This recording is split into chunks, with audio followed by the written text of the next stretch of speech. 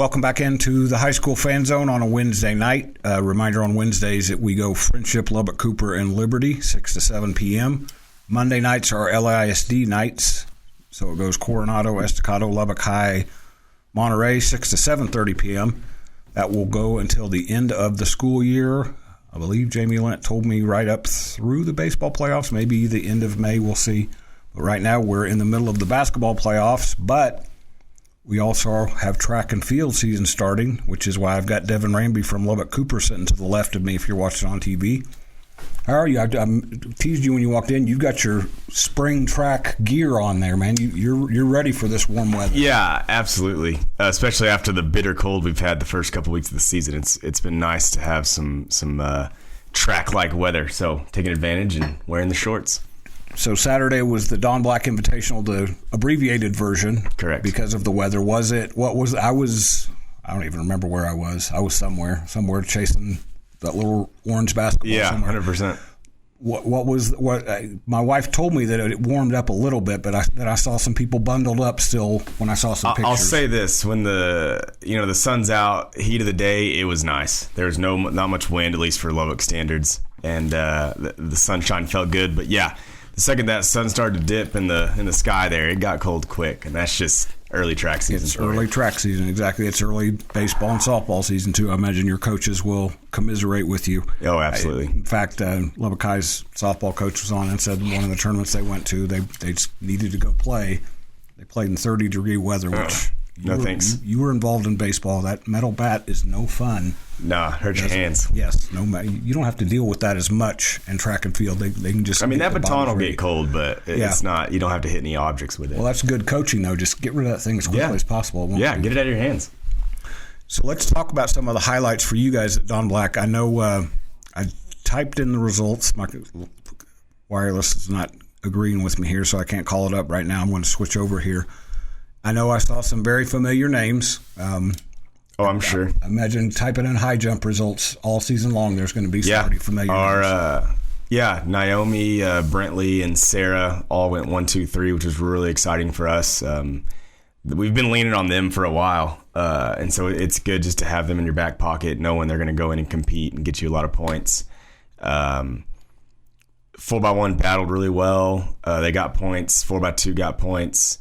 4x4 got second to a really good Canyon team.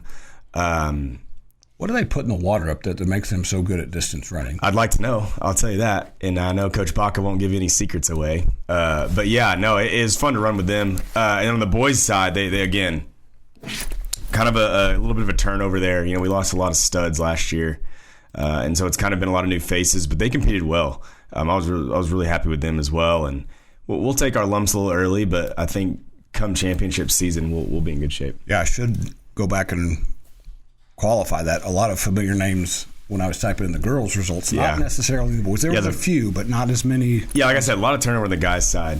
But that's okay. I like having a new group and a new chance to see what they can do. So that keeps a coach young. So we're old, either one. Somewhere in between. I'm losing hair quickly coaching these teams. You've still got young kids at home, right? Yeah, I've got a 5-year-old and about to be a 2-year-old. So you've got a lot of. I leave work and I go to work. There you go. Exactly. I was fortunate enough to stay home with both my daughters right up until kindergarten. So that's one of the funnest times of my life. Oh, it's a blast. I don't know if they had fun. It's exhausting, but it's a blast. Exactly. One name you didn't mention that I know has adjusted, I think, to a different event. Maybe I'm wrong. Is Keegan Galmore. We talked in the summer. She was frustrated that for 3 years in a row, she's gone to regionals. 2 of them she made finals. And she's finished 4th both times in the quarter and the 100.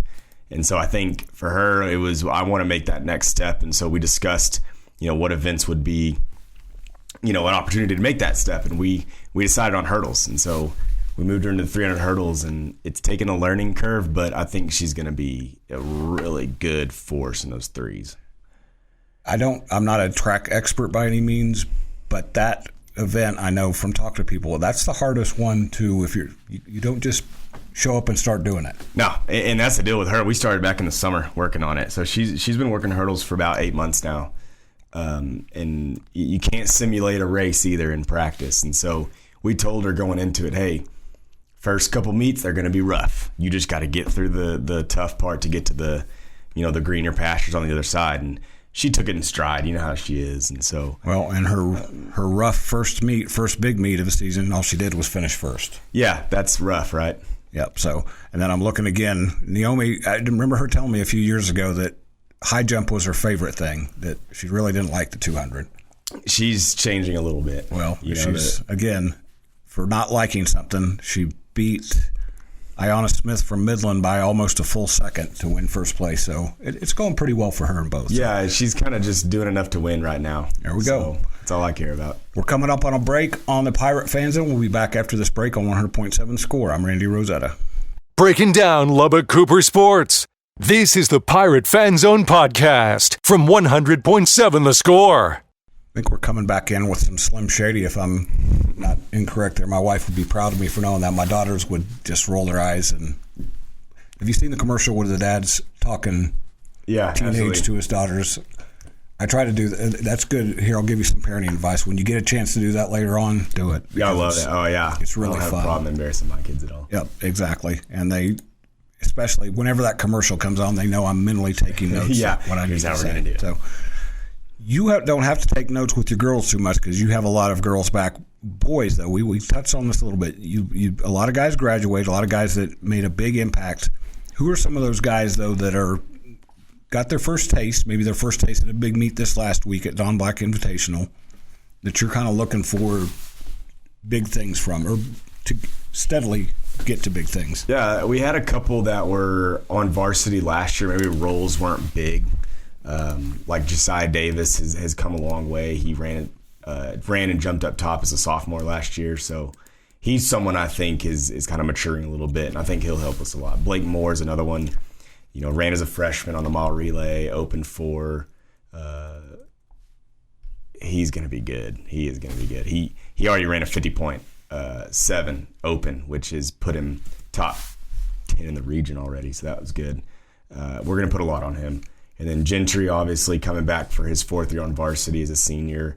He ran with Cal, he ran with Jeraylin Shaw, he ran with all those guys, and now it's kind of his time. Connor McDowell's the senior that's kind of put in the work over time, and he's earned his chance.